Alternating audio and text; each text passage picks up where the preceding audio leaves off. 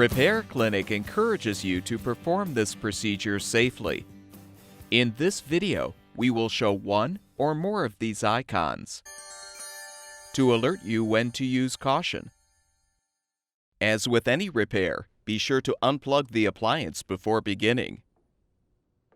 To replace the pressure switch in your washer, first use a T20 Torx bit to remove the screws at the back securing the top panel. Now pull the panel back and lift it up to remove. Lift off the support rail. Disconnect the 3 pressure switch wire connectors. Now depress the tab on the bottom to release the switch from the support bracket.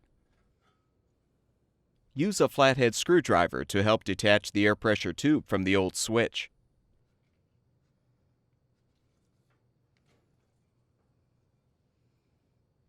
Install the new pressure switch by first connecting the air pressure tube.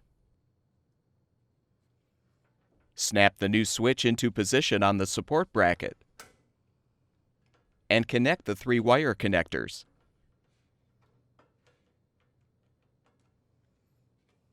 Reposition the support rail. Now slide the front edge of the top panel under the control panel.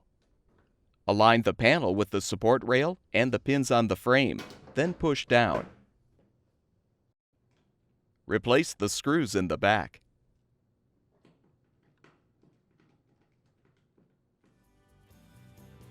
You're now ready to plug the power cord back in and confirm that the washer works properly.